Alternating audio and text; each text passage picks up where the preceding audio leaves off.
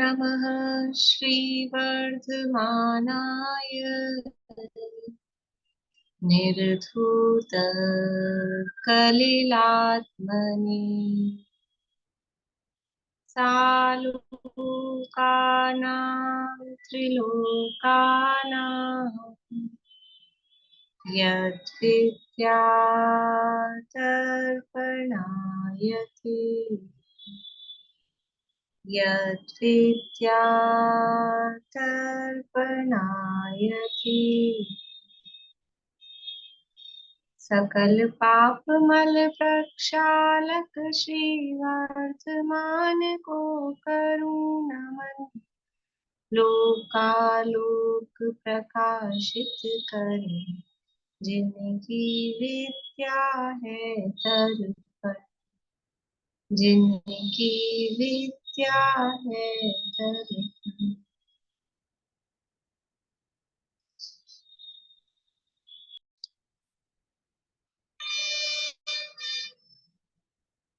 रत्नकर्ण शावकाचार्य नामक की ग्रंथ है, आचार्य महाराज समझभद्र स्वामी द्वारा रचित। इसके अंतर्गत यहाँ हमारी चर्चा चल रही है। शिक्षाव्रत अधिकार है, पंचम अधिकार, और उसमें अंतिम शिक्षाव्रत, और उसमें भी अंतिम प्रकरण लगभग अपना चल रहा है। यद्यपि पेजेस में देखा जाए तो भी काफी पेज हैं, लेकिन वैसे प्रकरण अंतिम इसका चल रहा है। और यहाँ वैयावृत्ति किसको कहा कि जो तप करते हैं तो आत्म साधना करते हैं, आत्म ध्यान करते हैं, ऐसे साधक जीवों को आहार आदि का दान देना वो वास्तव में वैयावृत्ति है। और आहार आदि कहा है तो उसमें आदि में औषधि शास्त्र अवय वो सब उसमें गर्भित है। और उसी के अंतर्गत समझ लो एक तरह का औषधि दान, तो हम औषधि बाहर में खाने पीने मतलब खाई जाए इस तरह की औषधि को औषधि समझ रहे हैं, लेकिन अगर उनकी हाथ पांव दबाने वाली जो क्रिया है वो भी एक तरह का औषध दान ही है। कि उन औषध दान से क्या है कि उनकी शारीरिक तकलीफ को दूर करने का प्रयास कर रहे हैं। तो कभी कभी कुछ शारीरिक तकलीफें खाने की दवाई की बजाय खाली जो बाहरी सेवा है, उपचार है, सिर दबाना पैर दबाना, उससे भी वो ठीक हो जाती है। इसलिए वो हाथ पांव आदि दबाना, उनका शरीर का उपचार करना, वो भी वैयावृत्ति के अंतर्गत आता है। फिर इस प्रकरण में प्रमुखता जो है वो आहार दान की है। तो आहार दान के संबंध में अ, आहार दान की प्रमुखता से, और वो जो बातें 5 बातें जो यहाँ कही गई है वही 5 बातें औषध दान के संबंध में भी लगेंगी। जो आवास दान जो यहाँ कहा है उसके संबंध में भी वो बातें बराबर लागू पड़ेंगी। और ज्ञान दान के अंतर्गत या उपकरण दान के अंतर्गत भी वो 5 बातें अपन लागू कर सकते हैं कि विधि क्या है, द्रव्य क्या है, देने वाला कौन है, लेने वाला कौन है, और फिर उसका फल क्या होगा। तो दान के संबंध में 5 बातों के आधार पर विस्तार से यहाँ दान का प्रकरण दिया था। और फिर 117 नंबर का श्लोक हमने प्रारंभ किया है, जिसमें 4 प्रकार के दानों की चर्चा यहाँ की गई है। पेज नंबर 178 है, श्लोक नंबर 117 है। श्लोक पढ़ के फिर आगे बढ़ेंगे अपन, जहां तक पढ़ लिया है उससे आगे। आहारौषधयोरुपकरणावासयोश्च दानेन वैयावृत्यं ब्रुवते चतुरात्मत्वेन चतुरस्रः। चतुरस्रः, चतुरस्र यानी जो 4 ज्ञान के धारी हैं, ऐसे गणधर परमात्मा वे आहार दान, औषधि दान, उपकरण दान और आवास दान, ये 4 प्रकार के दान करके वैयावृत्य को 4 प्रकार का कहते हैं। अब वो पुराने 4 तो अपने को याद है ही, ये भी 4 याद रखने हमको। जो उपकरण शब्द दिया है ज्ञान दान अथवा शास्त्र दान की जगह, और अभय दान की जगह यहाँ आवास दान ये शब्द दिया है। तो वो गलत नहीं है, वो भी सही है और ये भी सही है, लेकिन अभी अपन क्योंकि यहाँ पढ़ रहे हैं तो यहाँ रत्नगंज शावकाचार्य में क्या शब्द दिए हैं वो शब्द भी अपने को ख्याल रखने चाहिए। तो ये गृहस्थ के 4 प्रकार का दान करना कहा है, उसमें से अभय दान की प्रधानता किसके कही है? अभय दान की प्रधानता तो मुनिराजों की ही कही गई है। तो मुख्य रूप से अभय दान मुनिराज देते हैं। और क्या केवली भगवान भी कुछ दान देते हैं? केवली भगवान सर्वोत्कृष्ट दान तो वही देते हैं, उनकी तो शायिक दान है। शायिक दान अनंत दान है ना, शायिक लब्धियां नवलब्धियों के अंतर्गत। चलो वो तो अलग बात है। इन दानों में से कौन सा दान देते हैं? ये चार दान जो हमने कहे, इनमें से केवली परमात्मा आनंद भगवान कौन सा दान देते हैं? केवली भगवान के द्वारा चारों प्रकार के दान होते हैं। जैसे ज्ञान, दिव्य ध्वनि के द्वारा उन्होंने ज्ञान दान दिया, वहां शंभु शरण में पहुंच के किसी को भूख प्यास नहीं लगती, और आहार दान भी हो गया। और औषध, मतलब वहां पर कोई बीमारी नहीं होएगा तो औषध दान भी हो गया। औषध शास्त्र ज्ञान हो गया, अभय, और वहां पर किसी को किसी का भय ही नहीं रहता कि कोई किसी को मारेगा कुछ ऐसा, तो अभय दान भी होगा। और औषध शास्त्र अभय और आहार, चार प्रकार के दान इस तरह से केवली भगवान के सामने शरण में घटते हैं। बढ़िया बढ़िया। देखो दो तो अपने को साफ साफ ही दिखते हैं, दिव्य ध्वनि खिल रही है तो ज्ञान दान तो हो ही रहा है। असली मूल ग्रंथ कर्ता, मूल ज्ञान दान का जो मूल स्रोत है वो तो क्या है? महावीर भगवान, वीर हिमाचल, वही है ना। मतलब केवली परमात्मा अनंत भगवान, वो ही ज्ञान दान के प्रमुख स्रोत हैं। तो सर्वोत्कृष्ट ज्ञान दान वो हो गया। और अभय दान भी सर्वोत्कृष्ट वही दे रहे हैं। किस प्रकार से दे रहे हैं कि बाहर में समर्षण में, जो अभी आंटी ने बताया कि समर्षण में किसी को किसी का भय नहीं रहता, कोई किसी को मारता पीटता नहीं है, वो तो है ही। लेकिन वो जो दिव्य ध्वनि में जो ये जीवों के उत्पत्ति स्थान, ये जीव समाज की योनियां, कहाँ कहाँ जीव उत्पन्न हो रहे हैं, कैसे कैसे उत्पन्न हो रहे हैं, कैसे कैसे मर रहे हैं, या संसार में जीव किस प्रकार जन्म मरण कर रहे हैं, तो किस प्रकार से वो मुक्त हों संसार से छूटकर, और अनंत काल के लिए जन्म मरण से मुक्त हो जाए। असली अभय तो क्या है? ये एक जीवन हमारा बच जाए, ये कोई वास्तविक अभय थोड़ी ना है। असली अभय क्या है? कि हमको मरना ही नहीं पड़े। ये जो मरण की अनुभूति हो रही है, मरता तो है नहीं। देखो जी, जीव तो कभी मरता नहीं है, नहीं जन्मू नहीं मरता, नहीं घटता नहीं बढ़ता। जीव तो मरता नहीं है, जीव का जन्म भी नहीं होता, लेकिन हमारी अनुभूति मरण की होती है। हम मरण की अनुभूति करते हैं। तो ऐसा क्या करे जीव, यानी वास्तव में तो अभय क्या है? कि इस मरण की अनुभूति से मुक्त हो जाए। ये जो मरने का डर, मरण का भय, और ये मरने की अनुभूति, और जिसे मरण मान रखा है, ये खत्म हो जाए। तो ये जन्म मरण से छूटने का सच्चा उपाय कौन बताते हैं? सच्चा उपाय अनंत भगवान बताते हैं। इसलिए वो सर्वोत्कृष्ट अभयदान दे रहे हैं। एक तो ये, और दूसरा अन्य जीवों की दया रूप, दूसरों पर दया करने रूप को जो अभयदान जिसे हम कह रहे हैं, दूसरे जीवों की भी उस भाव की रक्षा हो। व्यवहार में जो असमान जाति द्रव्य पर्याय रूप जिसको जीव कहा जा रहा है, तो वो भी अनंत भगवान बताते हैं ना। दिव्य ध्वनि में ही आता है ना, कहाँ जीव है कहाँ नहीं है, किस तरह से हम यत्नाचार पूर्वक प्रवृत्ति करें, कैसे सावधानी रखें कि जीवों की हिंसा नहीं हो। तो ये भी बात कहाँ से पता लगी अपने को? कैसे पता लगा आलू में अनंत निगोदिया जीव है? कैसे पता लगा? गुरुदेव श्री के प्रवचनों में आता है, कुछ कुछ ऐसा प्रश्न करते हैं, कोने देखे, किसने देखे आलू में अनंत जीव है? ऐसा गुजरातियों पूछते हैं, कोने देखे, किसने देखे? हम कैसे मान लें आलू में अनंत जीव है? कि केवली भगवान ने बताया है ना, तो केवली भगवान पे विश्वास नहीं है। उन्होंने अपने दिव्य केवल ज्ञान में देखकर बताए हैं कि इसमें आलू में अनंत जीव है। पानी की अनछने पानी की एक बूंद में असंख्यात तो त्रस जीव है, और एक एक त्रस जीव के शरीर के आश्रय से अनंत अनंत निगोदिया जीव है। ये किसने बताए? ये आंख से देखा देखा नहीं होता। तो ये, अब ये हमको पता लगा, भगवान की दिव्य ध्वनि में आया। अब हम उस तरह से अत्याचार पूर्वक प्रवृत्ति करते हैं। तो ये असली अभय दान के भी स्रोत, मतलब अभय दान की जो परंपरा है वो कहाँ से चली है? वो भी केवली परमात्मा। तो सर्वोत्कृष्ट ज्ञान दान और अभय दान तो केवली परमात्मा ही दे रहे हैं। ये तो मोटा मोटा ही अपने को दिख रहा है। अब आहार दान और औषध दान, भगवान तो ऐसे कोई दान देते हुए दिखते नहीं है। ऐसे तो दे नहीं रहे हैं जैसे यहाँ हम देते हुए दिख रहे हैं। लेकिन वहां समर्षण में पहुंचकर क्षुधा की बाधा होती ही नहीं है। किसी को रोग आदि होते ही नहीं, और रोग हुआ हुआ हो तो ठीक हो जाता है। ऐसा है, समर शरण में इतना गजब का चमत्कार है।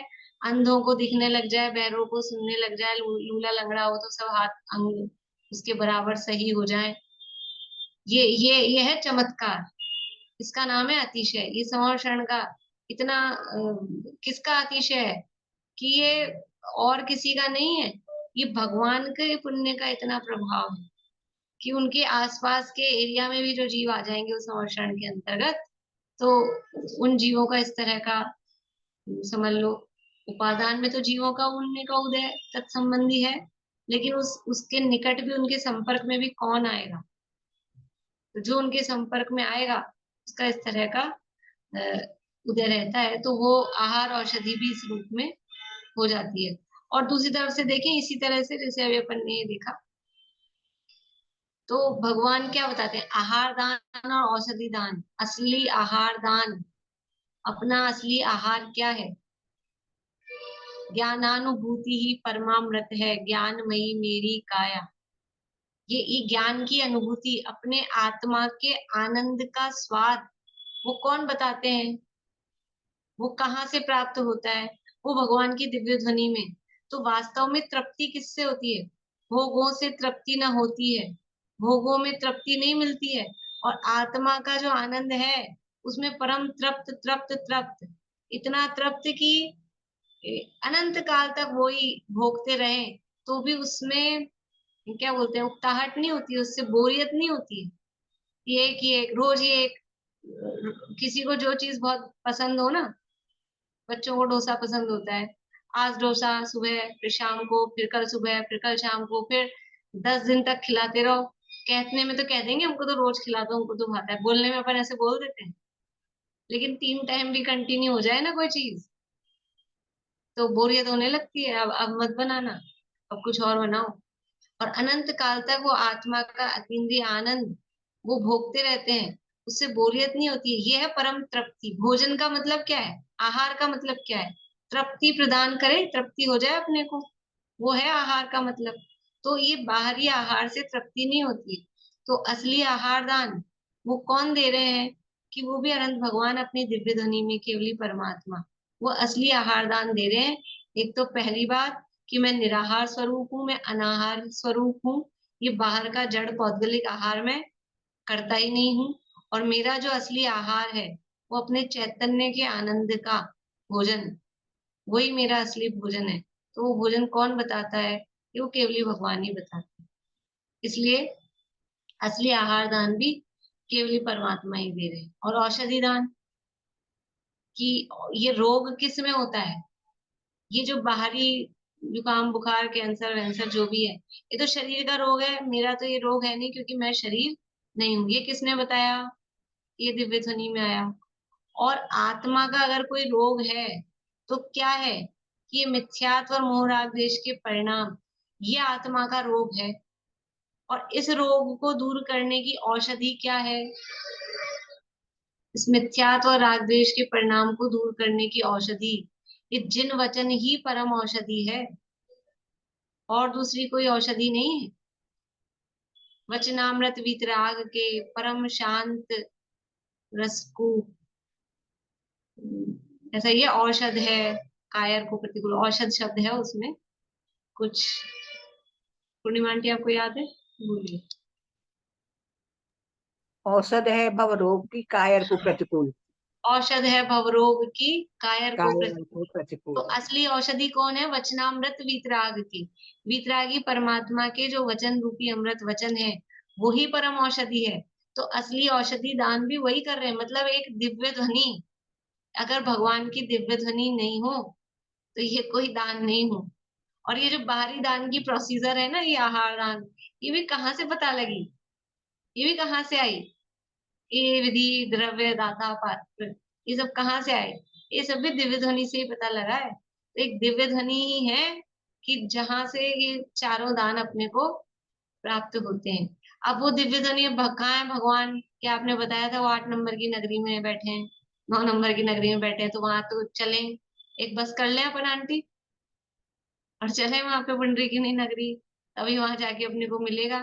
कि वो तो पॉसिबल है नहीं, यहाँ अभी है नहीं, लेकिन वो दिव्य ध्वनि, वो ही दिव्य ध्वनि इस शास्त्र के रूप में अपने को आज भी उपलब्ध है, आज भी उपलब्ध है। भले ही भगवान नहीं है साक्षात, साक्षात भगवान नहीं है, साक्षात उस रूप में अपने को दिव्य ध्वनि नहीं दिखाई दे रही है, लेकिन ये जो जिनवाणी शास्त्र के रूप में अपने को उपलब्ध है, ये भी उन भगवान की वाणी ही है।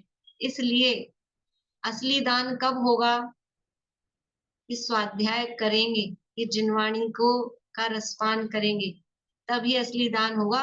खाली देखा देखी चौका लगा रहे हैं, और क्या देना है क्या नहीं देना है, किसको देना है किसको नहीं देना है, खुद कैसे हो कुछ पता नहीं, कोई फल नहीं है खास, कुछ नहीं है। कोई अकाम निर्जरा का समझ लो, कभी किसी को मंद कषाय रूप परिणाम हो ऐसा, या थोड़ा बहुत शुभ भाव हो, वो भी किसी ना किसी लोभ लालच के वश। ये मालूम ही नहीं है दाता में क्या गुण होना चाहिए। पहला गुण है कि कोई इस तरह का लोभ लालच, इस भाव में मेरा कुछ हो जाएगा भला, अगले भाव में कुछ भला हो जाएगा, इसके वशीभूत होकर ये दान आदि नहीं देना चाहिए। तो स्वाध्याय करना कितना आवश्यक है, अति आवश्यक है, अति आवश्यक। ये यहाँ इससे अपने को समझ में आता है। देखिए अपन ने ये संपत्ति की अस्थिरता वाला प्रकरण पढ़ लिया था। अब है 179 पेज पे आहार दान, ये हेडिंग है आहार दान करके। देखिए, दानों में आहार दान प्रधान है, इस जीव का जीवन आहार से। अब अभी तो अपन ने जो चर्चा की ना, समझ लो निश्चय की प्रधानता से, अब यहाँ तो जो बात चल रही है वो व्यवहार वाले आहार और व्यवहार दान की अपेक्षा से चर्चा चल रही है। दानों में आहार दान प्रधान है, इस जीव का जीवन आहार से है। किस जीव का? ये जो इस जीव का जीवन आहार से कहा, तो कौन से वाले जीव का? ये मैं जीव। अब मैं जो पूछूं कौन से जीव का? जीव कितने प्रकार के होते हैं? जीव दो प्रकार के बता रहे हैं। आज तो सब जवाब पूर्णिमा आंटी देंगे क्या? जो दो उंगली और कोई बता रहे हैं, वो कौन कौन से दो बता रहे हैं? बोलिए पद्मा जी, कौन से दो प्रकार के जीव? स्थावर और त्रस। नहीं, बोले पूर्णिमा आंटी, आप ही बोलिए। मुक्त और संसारी। संसारी जीवों को तो आहार चाहिए ही चाहिए बाबा, उसके बगैर रह नहीं सकते। नहीं, नहीं है? और कोई एक मिनट आंटी को ट्राई कर लेते हैं लास्ट। बोलिए। संगी असंगी। नहीं, वो आएगा ही नहीं जवाब जो मैं सुनना चाह रही हूँ ना, नहीं आएगा, कोई बात नहीं है। यहाँ जो बोल रहे हैं ना, इस जीव का जीवन आहार से है। किस जीव का? कि संसारी का आहार से है। ठीक है, वो संसारी और मुक्त की अपेक्षा से, लेकिन संसारी जीव का जीवन भी आहार से है, ऐसा सर्वथा नहीं कह सकते। पर नो पर कर्म हार। हाँ, नौकर हार भी होता है, ठीक है, उसको वहां किसी अपेक्षा से लग जाएगा। पर मैं कहना चाह रही थी, एक निश्चय जीव होता है, एक व्यवहार जीव होता है। जो व्यवहार प्राणों से जीता है, वो व्यवहार जीव। तो इस जीव का जीवन, ठीक है, वो संसारी और मुक्त वाली अपेक्षा, वो इसमें अपन उसको घटित कर सकते हैं कि निश्चय जीव है वो मुक्त जीव, ऐसा करके संसारी जीव व्यवहार जीव है, तो वो लग जाएगी बात। लेकिन जो व्यवहार प्राणों से, 10 प्राणों से जो जीता है, वो कौन सा जीव है? ये आहार की आवश्यकता किस जीव को होती है? जो 10 प्राणों से जीता है, उस जीव को आहार की आवश्यकता होती है। और वास्तव में बाहरी आहार से तो देखो, भोजन बिन नरकों में जीवन, और भोजन नहीं करते केवली भगवान। 8 वर्ष की उम्र में केवल ज्ञान हो गया, और 1 कोटि पूर्व की आयु है। अब 8 वर्ष का में 1 कोटि पूर्व तक कबला आहार थोड़ी ना होता है भगवान के, आहार तो होता ही नहीं। इसलिए ये तो आहार से जीवन कहना हो तो स्थूल कथन है। तो ये जो व्यवहारी, जो 10 प्राणों से जीवित है, 10 प्राणों से जो जीता है, उस जीव का जीवन आहार से है। और उसमें भी मनुष्य तिरंचों की मुख्यता से है, मनुष्य तिरंचों की मुख्यता से। करोड़ स्वर्ण मुद्राओं का दान भी आहार दान के समान नहीं है। अब आहार दान की बात करें तो उसकी महिमा गाएंगे कि करोड़ स्वर्ण मुद्राओं का दान दो, तो भी आहार दान की बराबरी नहीं कर सकता है। आहार से ही देह रहती है, देह से रत्नत्रय धर्म पलता है, और रत्नत्रय धर्म से निर्वाण होता है। देखो, आहार को निर्वाण से जोड़ रहे हैं। किस प्रकार से वो आहार निर्वाण में सहायक होता है कि आहार से ये शरीर की स्थिति बनी रहती है, शरीर अनुकूल रूप से हमारा रहता है, और फिर वो शरीर अनुकूल रहता है तो उस शरीर से फिर हमारा रत्नत्रय धर्म पलता है, और रत्नत्रय धर्म से फिर निर्वाण की प्राप्ति होती है। निर्वाण में अनंत सुख है। त्यागी निर्वांचक साधुओं का उपकार तो एक आहार दान से ही है। वे तो आहार के सिवाय अन्य कुछ तिल तुष मात्र भी अंगीकार नहीं करते। मुनिराज क्या करते हैं? मुनिराज तो केवल आहार करते हैं, बस, उसके अलावा तो कुछ भी ग्रहण करते नहीं है। तो उनका तो जो उपकार हम यदि करें तो एकमात्र उसमें आहार का ही कर सकते हैं। आहार के बिना शरीर नहीं रहता, अनेक रोग हो जाते हैं। आहार बिना ज्ञानाभ्यास नहीं होता, व्रत संयम तप एक भी नहीं पलते। देखो, शरीर में भोजन की कुछ कमी हो जाए तो रोग आदि उससे हो जाते हैं। तो सबका अपना अपना शारीरिक स्थिति रहती है। तो कुछ लोग जैसे डायबिटीज के पेशेंट होते हैं, या बीपी के पेशेंट होते हैं, या और भी कई, कि सुबह उठते ही पहले जल्दी ही कुछ ना कुछ नाश्ता करने को चाहिए, नहीं तो, और कोई दूसरे पेशेंट नहीं हो तो वही गैस बन जाती है, सिर भारी हो जाता है, ऐसा ऐसा जो भी होता है। तो वो आहार से शरीर निरोग रहता है, ये तो एक सामान्य। और आहार में, भोजन में कुछ चीजों की कम, यानी चीजों की कमी हो जाए तो रोग आदि उत्पन्न हो जाते हैं। तो अभी ये कथन ऐसा ही समझना कि आहार की प्रधानता है, इसलिए ये कोई 100% ऐसा नियम नहीं है कि आहार से शरीर निरोग रहता है। भोजन करते करते रोगी हुए जा रहे हैं, भोजन करते करते कमजोरी आए जा रही है, कोई ना व्रत कर रहे ना उपवास कर रहे फिर भी कमजोरी आए जा रही है। वो एक अलग बात है, वो तो वास्तविक बात है, निश्चय की बात है कि उसका शरीर का परिणमन जैसा होना है वैसा होना है। पर अभी यहाँ आहार की प्रमुखता से आहार का वर्णन कर रहे हैं। तो और आहार नहीं ले तो व्रत संयम तप एक भी नहीं पलते हैं, फिर वो शरीर ऐसा होता है ना, जैसे कोई व्यक्ति बरसों से भादवे के महीने में मान लो एक आसन करता हो या उपवास आदि करता हो। अब कुछ ऐसा हो कि अब शरीर में बीमारी आ गई, रोग हो गया, और भोजन आदि की कमी, कुछ भी ऐसा हुआ, तो अब वो व्रत उपवास आदि अब नहीं कर सकते। तो वो आहार अगर कुछ कमी हुई और उससे रोग आदि हो गए उसके कारण से, तो फिर व्रत संयम आदि भी नहीं पलते। और भूख की अगर वेदना सता रही है तो फिर वो बाहर में व्रत करता हुआ भी व्रत हो कहाँ रहा है, ये भी बात है ना। आहार बिना सामायिक प्रतिक्रमण, कायोत्सर्ग, ध्यान एक भी नहीं होता है, क्योंकि उपयोग की स्थिरता नहीं होती है। मुनिराज भी आहार के लिए कब निकलते हैं? कि जब अपना उपयोग अ, देखते हैं कि स्थिर नहीं हो रहा है सामयिक आदि में, वो क्षुधा के कारण, तो फिर वो आहार के लिए उठ जाते हैं। तो आहार के बिना ये सब काम भी, सामयिक आदि भी, नहीं हो पाते हैं। आहार बिना परमागम का उपदेश नहीं होता है। आहार बिना उपदेश ग्रहण करने में समर्थ नहीं हो पाता है। यानी आहार के बिना उपदेश दे भी नहीं पाएंगे, और आहार के बिना उपदेश ग्रहण भी नहीं कर पाएंगे। दोनों बातों के लिए वो यथा योग्य शरीर को अनुकूल बनाए रखने के लिए, सुचारू रूप से चलाने की यथा योग्य आहार वो आवश्यक रहता है। इसलिए यहाँ आहार की ये थोड़ी महिमा बता रहे हैं। आहार बिना कांति नष्ट हो जाती है, बुद्धि नष्ट हो जाती है, कीर्ति शांति, कीर्ति शांति, शांति नीति प्रीति प्रतीति गति रति उक्ति शक्ति द्युति आदि समस्त गुण नष्ट हो जाते हैं। आहार के बिना शरीर की कांति तो पता ही है, एक दिन एक आसन भी करो तो चेहरा उतर जाता है एकदम, शरीर की कांति नष्ट हो जाती है, बुद्धि नष्ट हो जाती है। भोजन नहीं करे तो वो फिर आकुल व्याकुलता से दिमाग काम नहीं करता, ऐसे बोलते हैं, भाई भूख लग रही हो, अभी मेरा दिमाग काम नहीं कर रहा, अभी पहले कुछ खाएंगे, भोजन करेंगे, तो वो बुद्धि नष्ट हो जाती है। कीर्ति यानी अपनी जो यश आदि है, शांति और शांति दो बार दिया है, तो एक तो शांति है कि मोह और क्षोभ से रहित जो परिणाम, वो शांति, ऐसा जो कहा ना, क्षोभ वो शांति।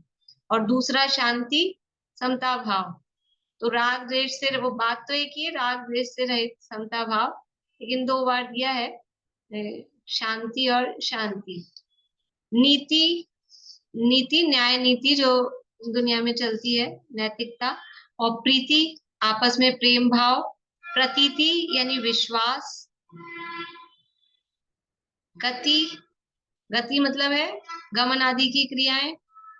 और रति, रति का मतलब भी है कहीं प्रीति का, प्रेम का भाव, वो रति। उक्ति, उक्ति का अर्थ है बोलने का। उक्ति बोलते हैं बोलने के संदर्भ में। तो बोलने की क्रिया भी, वो भी आहार के बिना फिर शरीर काम नहीं करेगा। ऐसा होता है, उपवास करो, चतुर्दशी का उपवास करते हैं, फिर पूर्णिमा को सुबह पूजन में बोली नहीं जाती है पूजन, ऐसे ही पढ़ेंगे, मुंह से उच्चारण करके नहीं किया जाए। वो आहार के बिना उक्ति भी नहीं होती है, बोलने की काम भी नहीं हो पाता है। और शक्ति, शरीर की ताकत। द्युति, द्युति भी चमक, शरीर की चमक आदि समस्त गुण नष्ट हो जाते हैं। आहार बिना समभाव, इंद्रिय दमन, जीव दया, मुनि श्रावक के धर्म विनय में प्रवृत्ति, न्याय में प्रवृत्ति, तप में प्रवृत्ति, यश में प्रवृत्ति, सब नष्ट हो जाते हैं। आहार के बिना समता भाव, देखो ऐसा आता है ये पहले स्कूल के कोर्स की बुक्स में पढ़ते थे, ये समझ लो सोशल स्टडीज वगैरह में आता है। वास्को डी गामा और कोलंबस, नाम सुने होंगे आप लोगों ने, अमेरिका की खोज की थी, एक ने भारत की खोज की थी, ऐसा। तो वो निकले वहां से अपने, और समुद्री जहाज ही चलते थे पहले, एरोप्लेन वगैरह तो थे नहीं। तो समुद्र के जहाज में तो मतलब वो अंदाज लगाते थे कि हमको कितने महीने लगेंगे, 6 महीने लगेंगे, ऐसा। तो उस जहाज में ही खाने पीने का सब सामान रखकर वो वहां से निकलते थे पुराने जमाने में। और समझ लो अपने पुराणों में भी इस तरह के कथानक हो सकते हैं। वो व्यापार करने गया तो समुद्र के जहाज से गया, तो वहां सामान उसमें जहाज में, अब वो जहाज में ही, समुद्र में ही, समुद्र में जहाज है। अब वो जितने समय का, 6 महीने का अनाज, जो भी खाना पीने का सामान लाए थे, तो वो खाते पीते रहे। और वो धीरे धीरे सारा सामान खत्म हो गया, लेकिन वो पहुंचे नहीं कहीं भी, जहाँ पहुंचना था समुद्र में ही है। अब समुद्र के बीच में तो क्या लाएंगे खाने के लिए। तो वहां ऐसा लिखा है, मेरे को ध्यान नहीं एग्जैक्टली कोलंबस या वास्को डी गामा किसकी कहानी में है, कि वो भूख प्यास से इतने व्याकुल हो गए वहां जहाज में जो भी लोग थे, कि जो भी था ना, पहले तो जहाज में चूहे हुए हो जाते, उन चूहों को मार के खा गए। फिर और जो कपड़ा चमड़ा जो भी लगा होगा जिससे बना है, मतलब कुछ भी उठा उठा के खा गए।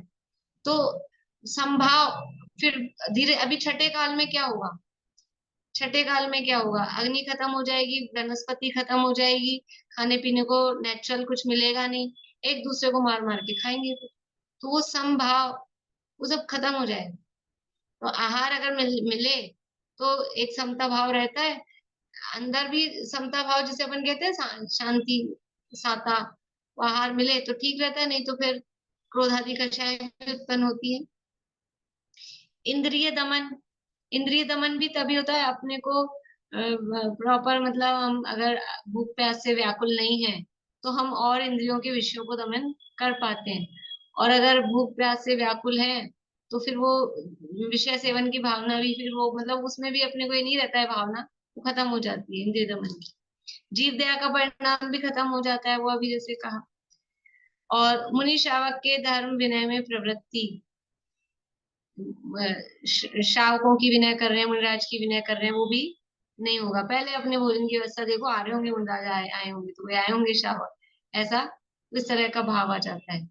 न्याय में अन्याय में प्रवर्तन करने लग जाते हुए दिखाते हैं मूवीज वगैरह में, कि वो ईमानदार आदमी था, लेकिन अब क्या करें, भूख प्यास से व्याकुल था, खाने को कुछ नहीं था, तो फिर चोरी करने लग गया।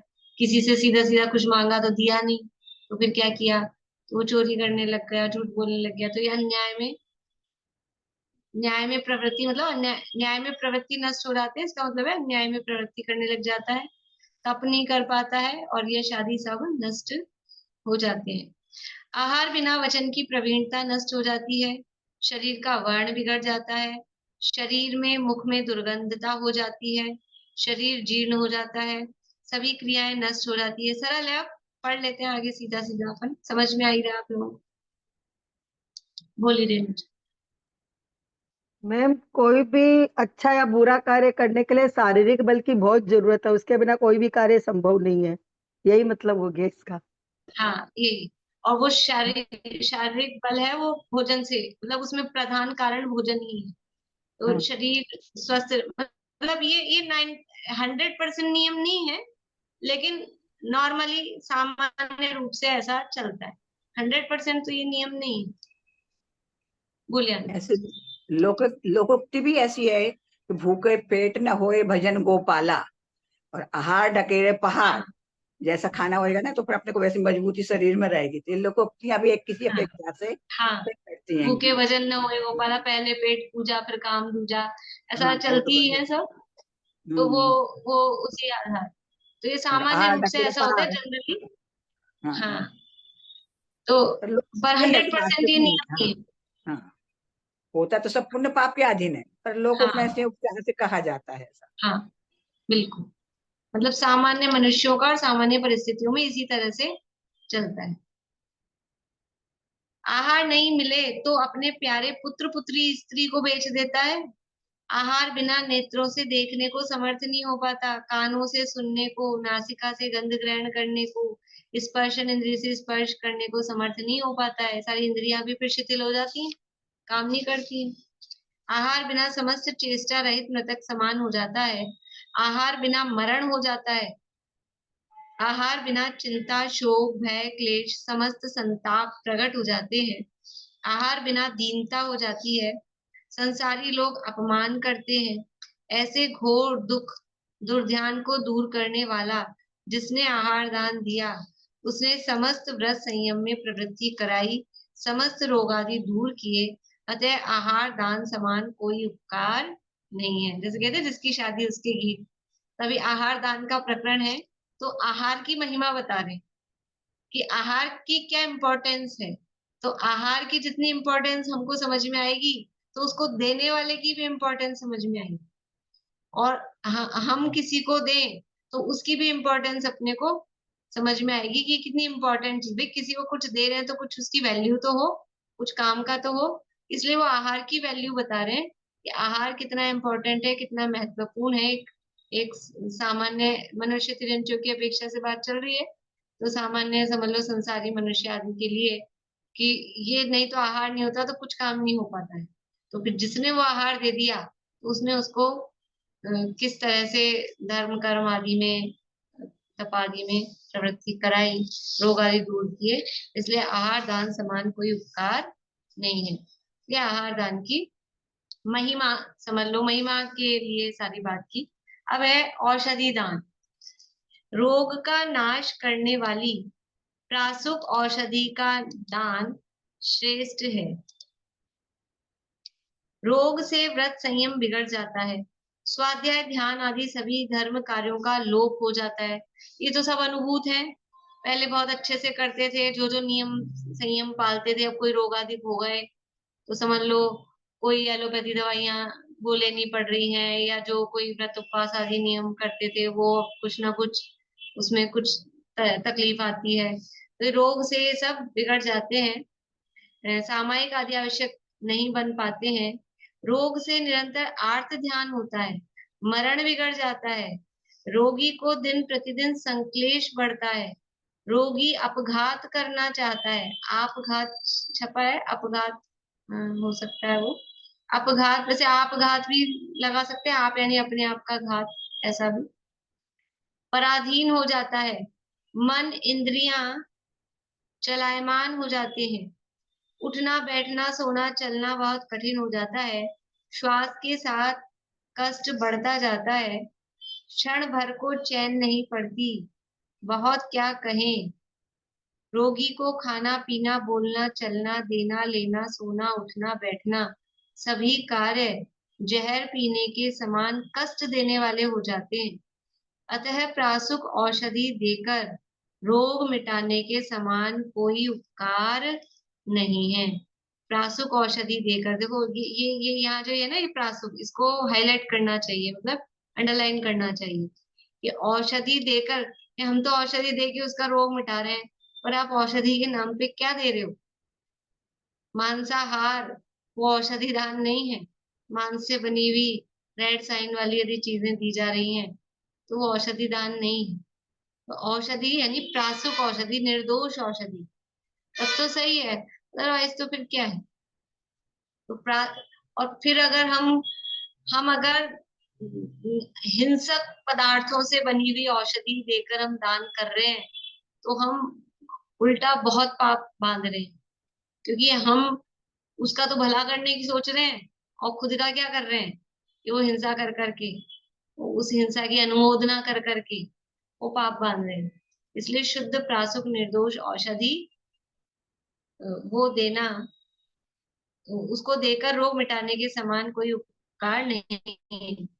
रोग मिटने पर ही आहार आदि किया जा सकता है। वो अब आहार दान की जो इतनी महिमा गाई थी, वो आहार दान भी कब सफल होगा और कब दिया जा सकेगा? रोगी व्यक्ति आहार ग्रहण कहाँ से करेगा? और दे भी दिया तो वो उसको बचा कहाँ पाएगा? वो उसको लाभकारी कब होगा? तो पहले रोग मिटाएंगे तभी तो वो आहार देना सफल हो पाएगा। इसलिए रोग मिटने पर ही आहार आदि किया जा सकता है। रोग रहित होने पर ही तप, व्रत, संयम, ध्यान, स्वाध्याय, कायोत्सर्ग आदि सभी किए जा सकते हैं। इसलिए औषधि दान, अब वो कितना, अभी तो आप आहार दान की महिमा गा रहे थे, उसके गुणगान गा रहे थे, अब औषधि की जब जिसकी चर्चा चलेगी तब उसके गुण गाएंगे। और है भी ना। और औषधि दान का फल तो मतलब ऐसा बताते हैं शास्त्रों में, इस तरह का आता है। किसकी कहानी मुझे ध्यान नहीं आ रहा, शायद अनंग सराट, मतलब अनंग सराट तो विशल्या बनी थी, तो उसने तप आदि किए थे और उसको अभयदान दिया था अजगर को। तो उसका शरीर किस तरह का हो गया था कि उसके स्नान के जल से सबके रोग ठीक होते थे। ये तो इसका है। एक और दूसरी कुछ ऐसी है कि एक वो बड़ा वैद्य था, वो पता नहीं, कुछ आधी अधूरी सी कुछ याद आ रही है मुझे कहानी। वो वैद्य जी थे और बंदर बन गए थे, ऐसा कुछ है ना वो, वही वाली है ना? हाँ, बोलिए बोलिए। ये श्री कृष्ण के समय की है, वो जीवक वैद्य थे। तो एक हम्म, मुनिराज के शरीर में जब व्याधि देखते ना, तो श्री कृष्ण बोलते घर घर में लड्डू बनवा के औषधि के भिजवा देते थे। ये सब जब भी जहाँ जिसके यहाँ पर भी आहार होए, वो सब जने औषधि वाले लड्डू महाराज जी को देना। तो श्री कृष्ण की बहुत प्रशंसा हो रही थी, कही देखो राजा कितना अच्छा दयालु है, अच्छा से मुनिराज की सेवा वही है, वृत्ति और तत्पर रहता।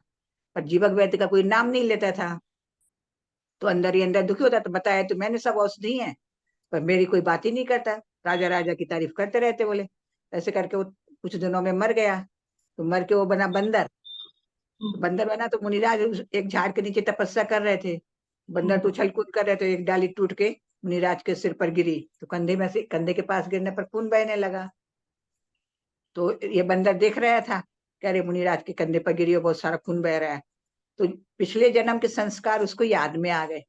वो गया, कुछ पत्तियां अत्तियां तोड़ ताड़ के लाया और उसका वो बांट के, और मुनिराज के उसमें बैया वृत्ति की थी, मतलब वो संस्कार उसके बेकार नहीं गए थे। और हाँ, उसको ख्याल में आ गया जाति स्मरण से कि मैंने पिछले जन्म में द्वेष भाव किया था, कि मेरा नाम नहीं ले रहा, मैंने इतनी सब दवाइयां हम्म। बताई, और मैंने उसके फल स्वरूप मायाचारी से मरण करके फिर चिरंत उसने वो गति को। लेप लगाया, उसके बाद फिर वो, उसके बाद का हाँ, हाँ, मुनिराज ने उसको उपदेश भी दिया था फिर।